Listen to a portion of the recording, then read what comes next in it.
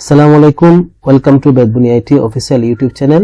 Hello viewers, MS ওয়ার্ডের নিয়মিত tips and tricks আপনাদেরকে শুভেচ্ছা এবং স্বাগত জানাচ্ছি। মোহাম্মদ মঈনুদ্দিন চৌধুরী। আজকে আপনাদের সাথে এমএস ওয়ার্ডের যে টিপসটা শেয়ার করব সেটা হচ্ছে কিভাবে খুব সহজে এমএস ওয়ার্ডের মাধ্যমে বারকোড বা কিউআর কোড রেডি করা যায়, সেটাই আমরা দেখব। চলুন ভিডিওটি শুরু করি। প্রথমে আমি কিউআর কোডটা রেডি করব। এর জন্য আমাকে এমএস ওয়ার্ডটা ওপেন করতে হবে। এমএস ওয়ার্ডটা ওপেন করার পরে এমএস ওয়ার্ডে একটা ব্ল্যাঙ্ক পেজ নিব। আমি একটা ব্ল্যাঙ্ক পেজ নিচ্ছি, আপনারাও একটা ব্ল্যাঙ্ক পেজ নেবেন। পরবর্তীতে আমি এখানে ফন্ট একটু বাড়িয়ে নিচ্ছি। বাড়িয়ে নেওয়ার পরে আমার যে কাজটা সেটা হলো আমাকে সবার উপরে লিখতে হবে ডিসপ্লে বারকোড। ডিসপ্লে বারকোড লিখলাম। ডিসপ্লে বারকোড লেখার পরে এটাতে ডাবল কোটেশন দিতে হবে।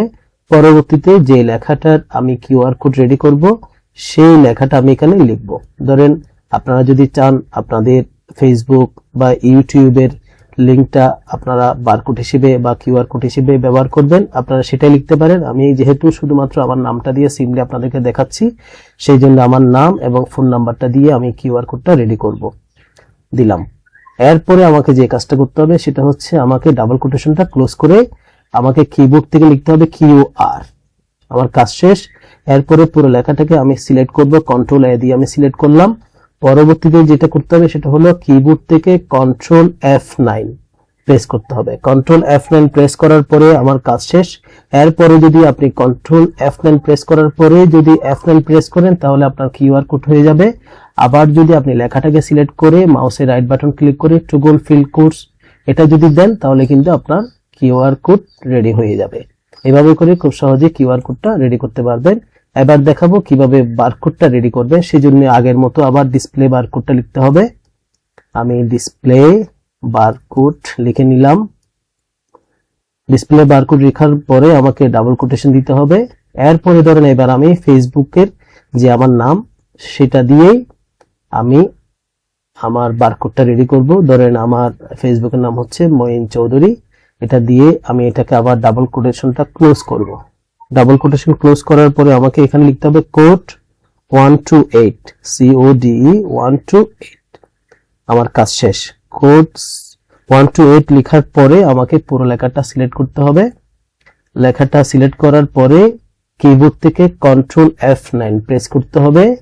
কন্ট্রোল F9 প্রেস করার পরে যদি আবার F9 প্রেস করেন তাহলে আপনাদের বারকোডটা রেডি হয়ে যাবে। আমি আগের মতো মাউসের রাইট বাটন ক্লিক করে টগল ফিল কোডসটা দিচ্ছি। এভাবে করে খুব সহজে বারকোড রেডি করা যায়। তো আজকে দেখালাম আপনাদেরকে কিভাবে কিউআর কোড এবং বারকোড খুব সহজে এমএস ওয়ার্ডের মাধ্যমে করা যায়।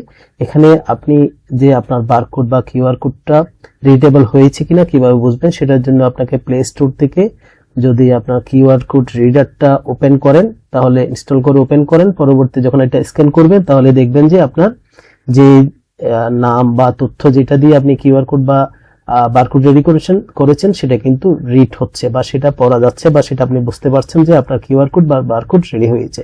এভাবে করে খুব সহজে এমএস ওয়ার্ডের মাধ্যমে বারকোড বা কিউআর কোড লিখতে পারবেন। তো ভিডিওটি কেমন লেগেছে বা তথ্যটি কেমন লেগেছে কমেন্টস করে অবশ্যই জানাবেন। আর সামনে যদি এরকম নতুন নতুন তথ্য পেতে চান তাহলে অবশ্যই বেদবুনি আইটি অফিসিয়াল ইউটিউব চ্যানেলটি সাবস্ক্রাইব করে নেবেন। তো নতুন কোনো যদি তথ্য পেতে চান বা নতুন কোনো বিষয়ের ভিডিও পেতে চান অবশ্যই কমেন্টসে জানাবেন। তো এই পর্যন্ত সবাই সুস্থ থাকবেন, ভালো থাকবেন। যাবার আগে আপনাদেরকে বলে নিচ্ছি, আপনারা জানেন যে ইতিপূর্বে আমার বেদবুনি আইটি যে চ্যানেলটি ছিল সেটা বিভিন্ন ইস্যুর কারণে সেটা রিমুভ হয়ে যায়। পরবর্তীতে বেদবুনি আইটি অফিসিয়াল এই চ্যানেলটি আমি ক্রিয়েট করেছি। এখানের মধ্যে আমার নিয়মিত ভিডিও আপলোড করছি। তো নিয়মিত আপলোডের মধ্যে বিভিন্ন তথ্য, ধরেন আমি ওয়ার্ড, অফিস, তারপরে পাওয়ার পয়েন্ট, এক্সেল, শিক্ষা রিলেটেড, শিক্ষক, কর্মচারী, বিভিন্ন তথ্য আমি এই চ্যানেলের মধ্য দিয়ে আপনাদেরকে জানানোর চেষ্টা করছি।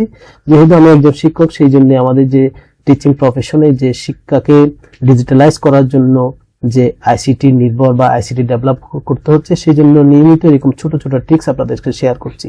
সবাই সুস্থ থাকবেন। আসসালামু আলাইকুম।